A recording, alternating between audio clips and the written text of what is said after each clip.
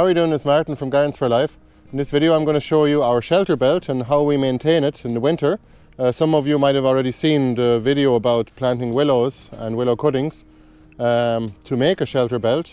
We'll just put a link in the description below, and in this video we're basically going to show you how we cut back our willows and how we make them actually bush out basically. So before we show you the shelter belt, I thought we might just show you our arches as well.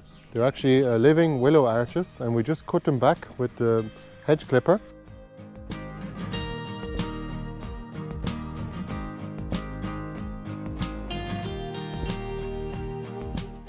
The bigger cuttings actually grow out of the top. We take those and actually weave them back in, but our arch is already fairly well established. It's definitely not perfect, it's not in perfect shape, but that's the whole idea. Nothing in nature is actually perfect, but nature itself as a process is perfect. Not only do they give you shelter from the wind, but also privacy from the road, for example. You can also have it produce things for you, for example cuttings or wood, or even fruits as well. We have a number of fruit trees actually built into it, even wild fruits as well, especially sloe berries, anything that's native, but also crab apples and a number of other bits and pieces. You can also use the shelter belt to produce early bee food or pollinator food. As you can see here, these are actually called catkins. They're the flowers of the willows, and they'll actually start coming up now. So you can see there's a few that are a little bit more developed. They'll grow quite large. We had to cut our shelter belt back a good bit more, especially in the first years of establishment, maybe the first 2 or 3 years. You should cut them back so that they bush out more and they grow into a stable tree rather than it growing tall and lanky and it'll end up falling over with the wind. So you don't want that to happen, because that has happened to us before. I'll show you an example. Here's a tree that has fallen over, but no matter. We simply cut it back and it'll just resprout from there. It'll just not be straight. And it's not really a big problem, but you can see the rest of them are kind of leaning over with the wind, because the wind is coming from the right hand side here, which is the west side. We also interplant hazelnuts. Hazels are interplanted here too, and this is a crab apple tree. And these are some plum trees. There's a pear tree and a plum tree. Lots of bits and pieces. This is a sloe berry. And once we have the shelter belt all mulched, which is something we're going to get done before the spring, we just haven't had a chance yet with all of the planting and packing going on.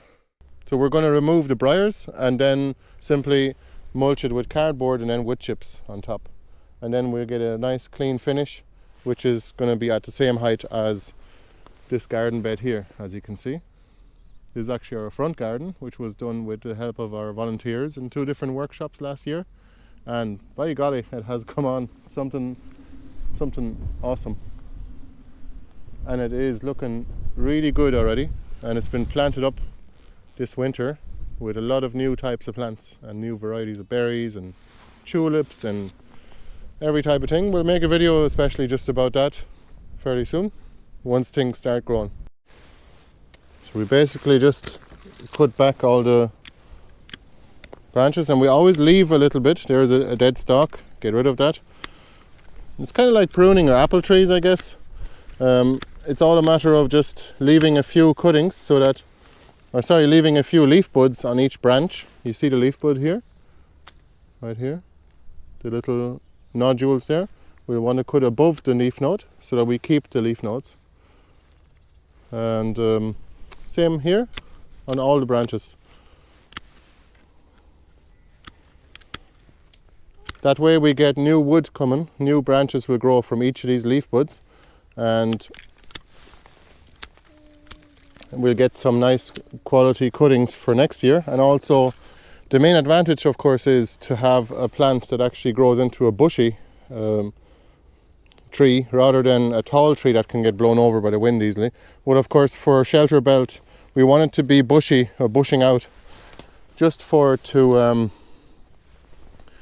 give us more shelter, I guess, especially for blocking the wind and for privacy too from the road. So that's about it. So this tree here is ready to go now for the coming growing season, and we'll just take away all the briars from the bottom when we get a chance. But at the moment we're still flat out sending out orders and actually starting new plants as well from cuttings. So that's that time of year now. It's just very busy. So a bit of more maintenance in March and April. So you can see this is another tree now, and that'll grow into a bush now next year, or this year, coming growing season. And you see here, we planted some more here, and we try to shove them down as deep as we can into the ground. These are very tall now. They're actually about 1 meter long, just so we can see them very well, so that we can mulch all around these. When mulching your shelter belt, I would suggest using wood chips and cardboard, or kill off the grass with plastic before you even plant the cuttings and put some wood chips on top. You can do it before or after. You can add the mulch before planting your willow cuttings or your bare root trees, for example. However, it is extra work to actually put the cardboard around each of the trees, which you have to do to block the grass. So it's a consideration. You can also poke cuttings straight through cardboard, especially after the cardboard has been in place for a few weeks and it's soaking wet, and then put the wood chips on afterwards. That's no problem. So when you're cutting back your willows, you'll end up with ideal size cuttings and some that are too small to push in the ground. We don't use those at all. They're basically less than just a few millimeters thick. But there's also the very thick ones, like these ones here. These are basically offcuts from when we cut our main size cuttings, really. And we can show you how we plant them. You see the leaf bud here? There is a leaf bud. Not sure if you can make that out. The leaf buds always point up the way. Make sure you do not plant it the wrong way around. This is the wrong way around. It's pointing down. That won't grow. I just recently learned that vining raspberries and blackberries actually grow in both directions. So it doesn't matter what way the plant actually grows after tip layers. So with trees it's different. With trees you need to make sure you always point your leaf buds up. That's why we would make sure we cut the top off at a straight angle, and the bottom we can cut off at a slant, so that we know which way is up and which way is down. So this is a very big cutting. As I said, these are only offcuts, so might as well plant those, and I'll just show you. We simply take a cutting like this one, find a good spot for it. We plant usually one every foot or every 1.5 feet. We're not too finicky about the spacing. We can plant one here. So we cut the top at a straight angle, so we know which direction is down, but also so we can push down on it. And then we can push it down with 2 hands and 1 hand here. Now I'm holding the camera with the other hand, so look, I'm going to try and push that down as far as you can without breaking it. And that's fine. That's very stable there, and I'd say once the plant gets enough water in the summer, it'll be okay. So when you're dealing with a foot-long cutting, which is the typical size of a cutting for any kind of a tree, really, you should try to at least push it down 1/3 of the way, or 4 inches or 10 centimeters, because it just so happens to be that the top 2 inches of soil might actually dry out during a drought in the summer. We also have a huge sea buckthorn. It's actually a male sea buckthorn growing here at the edge of the shelter belt. All we need now is some female sea buckthorn, and that'll pollinate about 4 of them, and we can just plant those all around the area here.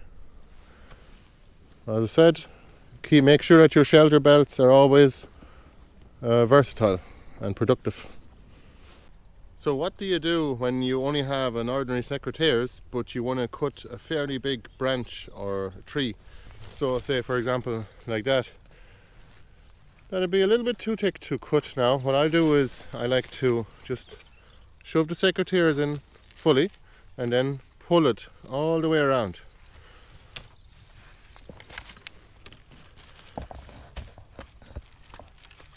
Kind of hard to do with one hand, but you'll get the idea.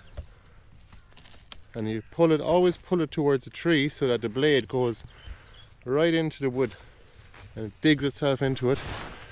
Okay, I think that will do. Let's see if it'll break. It'll break fairly easily, I'd say. There you go. Fairly clean break.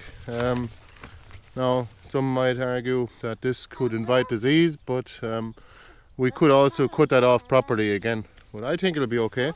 So you can see a fairly large branch. What did you find? No, car. Alright, cool. Can you put it in the tub? So there you are. You can keep willow cuttings in a bucket with water, maybe a quarter filled. The only trouble is they might actually start rooting after a few weeks, and you will end up with cuttings that are kind of harder to push into the ground, and you'll break the roots as you do so. So it's not really beneficial to actually let them root before you stick the cuttings in the ground. So just get them planted before they start rooting. Unless you're planning on actually digging a hole for each of the trees, which is a lot more work than just pushing a cutting into the ground. So that's why we love planting willows and poplars, because they're so easy to plant and propagate. You don't really have to worry about bringing a shovel with you when you're going planting them. Except do bring a stick of hairs. Well, that's it for now. Thanks for watching the video, and please give us a thumbs up if you don't mind.